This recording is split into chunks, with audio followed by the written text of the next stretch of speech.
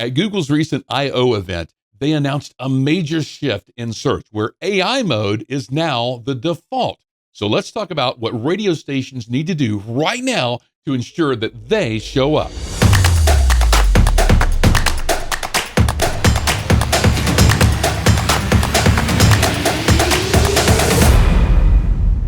Over the last few months, I've been paying close attention to Google's rollout of AI mode and AI generated answers. We've been doing podcasts about that over the last few months on what things you need to do in order to show up in these new AI searches. And there's been a lot of discussion on AI answers and how they're going to affect SEO, rankings, keywords, and traffic moving forward. The game has really changed in a big way. Everything that we used to know and do and everything like that completely upended. All right. And since you're here, you're obviously curious about how your station will appear within search in this new era. And the question shouldn't be, how should I rank higher in Google in this new generation of search or whatever? The question should be, can Google even understand my website? And we're not just talking about Google because, yeah, they're doing the AI mode and everything like that, but all of the other search engines will basically follow this trend moving forward. What we're doing is we're seeing a big shift in not only search, but just the way we interact with computers, because there's a lot of folks that there's a big thing out there that say, hey, we don't need this anymore. We just want to talk to our devices and get the answers that we're looking for. So this is not just a Google thing, even though we're going to be mentioning Google way throughout this because of their I/O event just happened. But it's a big major shift in how we're thinking about how our radio stations show up in all of these answer engines now. And because we're moving into a time where people aren't necessarily clicking through, 10 links anymore. They're asking questions and getting answers, sometimes without any clicks whatsoever. All right. So if Google and AI doesn't understand your website, your station won't be a part of these new answers. All right. Essentially missing out on search altogether. Why even have a website, right? Well, you should have a website because you do want to be found in these answers. There's still going to be times where some people will actually type in your URL and go to your stream and stuff like that. So you do need a great website, but you need a website that's going to also be found in these search engines. And the good news for radio stations is that we have a major advantage over most businesses out there, all right? Because we already create information that nobody has on air. We cover local events. We talk to local businesses. We cover local sports. We know what's happening in our communities. And the challenge is making sure that Google and these new AI systems can understand and trust that information. And trust is really a big key word here, because if our websites can't be trusted, then there's no reason for them to send any traffic our way or give the answers that we are providing online. So today I want to walk through some practical steps that every radio station should be taking right now. Right now. I don't mean next year. I don't mean the next time your website gets redesigned or anything like that. I'm talking right now, today. After you get finished listening to this or watching this episode, go out and take some action. The first step is making sure that your content is actually readable to these AI systems. Now, this sounds obvious, but I still see a lot of stations out there posting information within images, within graphics, flyers, PDFs, just relying on Facebook embeds for the content and using screenshots and stuff like that. If your county fair schedule is buried inside of a PDF, it's not helping you at all. If your concert information only exists within a Facebook post, not doing anything for you. Nobody at Facebook's going to send you a check saying, thanks for letting us get more traffic or whatever. That's not going to happen. If your contest rules are uploaded as a part of an image, not helping you either. My advice is to really never include text within an image unless it's a part of a logo or something like that. AI and Google want text. They need text that they can read and it's real, it's easy to understand, and they can reference that anytime. Every important piece of information should exist on your website is actual text content, not a graphic, not a screenshot, not the social media embeds and stuff like that. Now, all of those things are cool, but they're to add to, or they must have all of this, the alt text and stuff like that in the background. That's the next step, is accessibility. And we went into a deep dive last week on accessibility, on how that is so important moving forward. We're not going to go so in deep into it this week or whatever, but for years, accessibility has been viewed as a compliance issue.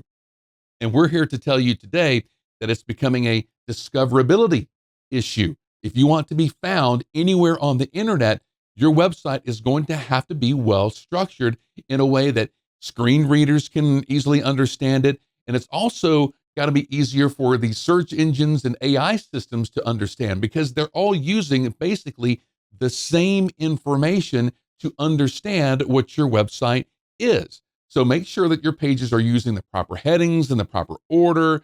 We'll go, go back to last week on what I mean by that. Descriptive text for links and images.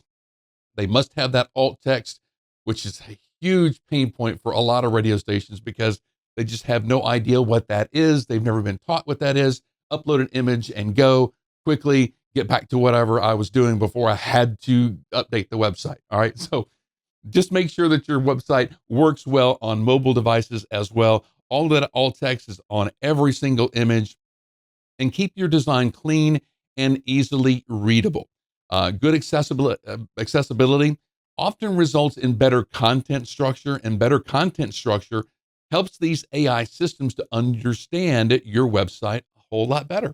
I mean, I've seen entire pages of very tangible, useful information and be missing from search because the headings were not in the proper structure on the page. They went right from an H1 tag to an H3 tag or an H4 tag or something like that.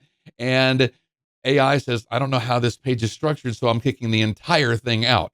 All of that great content, just not in search whatsoever. So accessibility is huge, probably now more than ever. Take away all of the legal stuff that I mentioned last week or whatever. It's now being, if your site is not accessible, it's just not going to be found online. All of this great content that you're supposed to be putting out there. The third step is it's probably the biggest opportunity for most stations. It's structured data. And this is going to be something that is going to be probably a relatively new term for you, known as schema markup. And you wouldn't have had a reason to know the name schema and markup and stuff like that unless you've had any experience with code of any kind. What schema does is they're labels that explain the types of content to search engines and to AI. Broad view is, you may know that your site is a radio station website, and you got the logo there. You have your coverage area. You may have a picture of some artists that you play. Obviously, a radio station website, right? Well, Google may not view it that way because all of those images may not have alt text to let them know that this is a country station versus a pop station versus a lemonade stand. They don't know unless they have all that text in the background. All right. So you need to tell it what kind of a radio station you are, where you are. I mean, everything should be there. Your station name, your frequency, the format, city, coverage area, website address, social media profiles, streaming information. I mean, you could put all this text on a page and search still not pick it up. Most modern websites should be outputting this information into a JSON schema markup file. And we have some links within the show notes to kind of give you some explanation on where these are and the file that needs to be uploaded and stuff like that. Some website or radio station website providers, what they'll do, like us, we will actually have those options within the admin area. You just fill out some form fields and you're basically covered.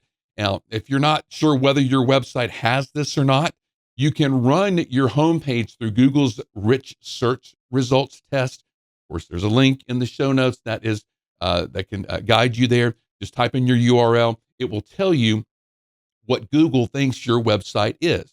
If it's an organization or if it's a business or whatever it is, all that information that will be there. And you'll probably notice that there are some things missing within that. You'll quickly discover whether Google understands what your website represents. All right. So now drilling down even further into this schema, the same thing applies to individual events, contests, obituaries, that sort of thing. Because I mean, every community event, concert, no matter what it is, should be marked up as such because the AI systems and Google and other things like that, they don't know whether a regular post is an actual contest or if it's an event information. Because I mean, if you have like event information inside of a news post, well, that's considered a post. That's not considered events. So if someone asks, what's happening in our town this weekend, that's just a news post. That's not an actual event that could be happening this weekend. So Google doesn't know it doesn't know to give that information because it's not labeled as an event. All right. So it's going to serve some other information, not your website. So you could have a website full of local events, but you enter them as just regular posts and they don't have this schema in the background that says they're actual events. AI and Google and other search engines will not pick them up because they're not technically events. They are just regular news stories, no different than recipes or anything else that you could be putting on your website. News stories, they should be identified as news articles. Business directory listings, each one of those should be identified as local businesses. And there's a whole list of different content types at schema.org. All of these have important distinctions, but they all should be separate. And if your website isn't making those distinctions in the background, then you're losing out probably on a lot more traffic than you think. The more context that you can provide to these Googles and the AI systems out there, the easier it's going to become for them to understand what they're looking at and how they should be interpreting it. Schema has always been around. But it's now more important than ever that your content be labeled properly. If you want all your content to be found by all of these new people that are on the internet. All right. So the next thing stations should be doing is creating answer content. And we covered this in a podcast back in February. Think about answers that your audience is asking repeatedly. What time does the Christmas parade start? Where can I find the school supply list? Where does the local high school football team this weekend? When does that season begin? How do I advertise on the radio? That could, in your town, that could be a question that somebody is answering or asking. Because these questions should be answer pages on your website. One question, one page, one answer. Not a giant article filled with keywords and stuff like that really don't matter anymore. Just clear information and maybe some additional information that could be helpful to them as well. Because really, all of these new things that are going to be found and be going to be presented as answers to these people who are asking the questions, they're going to be trusted sources and they're going to be providing helpful information. And the AI systems are going to be looking to see if this information is actually helpful and useful. If it's not, does it really solve a problem? If it doesn't solve the problem, there's no reason for me to give this answer and to provide this as a trusted source. All right. So now let's talk about something that most stations completely overlook. And I think this is probably one of the biggest missed opportunities that I see out there. And that's creating content for advertisers. Most station websites are built entirely around listeners, and I totally get that. And I know that sales managers and all managers are busy and everything like that. I get that. But your advertisers, you got to think about it. They're searching for that information too. And if your station already has expertise in all of this information that these business owners need, then your sales manager should be answering all of these questions maybe every week and getting the sales team involved in that. Like, does radio advertising still work? Of course it does. Now, and typically these are questions that may happen, in an initial sales initial sales call or something like that. How often should my commercial run? What makes a good commercial? How long should an advertising campaign last? What's the difference between branding and direct response advertising? All of these questions, they are typically in sales meetings and in sales calls, but they could live on your website.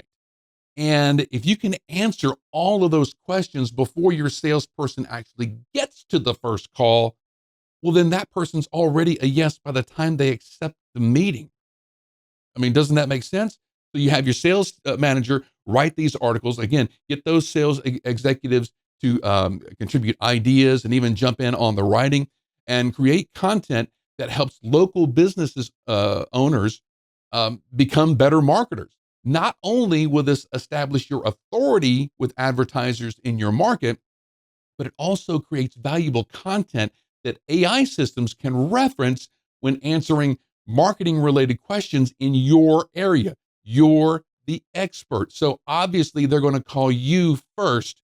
I mean, if you think about this content that I am putting out there about radio station websites, very niche subject, but I've had loads of customers call us because we're the experts. We're the only one doing it. And so that's helping us get found in front of our bigger competitors.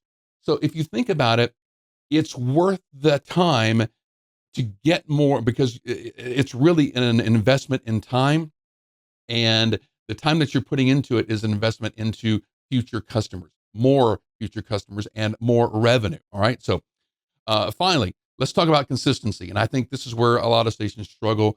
I don't have to tell you that. Everybody's busy. They treat the website like it's a brochure. They launch it, they add some pages, and then they update it only when they have time. That's not going to work moving forward. We did an episode about the death of the set it and forget it website.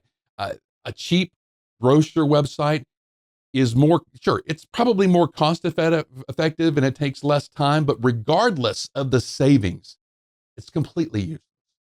I mean, you might as well not even put forth the effort. Even if it's $10 a month, that's $10 a month you could save just by not doing it. Because as I've hoped that you can gather from this conversation is that type of website will simply not be found. All right. The stations that succeed in the AI era will be the ones that are consistently publishing useful content that solves answers. It gives answers to questions. It is useful and it's a trusted web source. And the useful is the main keyword here because the more content is not the answer. Useful content is the answer. All right. Fresh content. Yeah, it is a major ranking factor. It has been a major ranking factor, having your content fresh each and every day. But the content that you're building, it must build trust.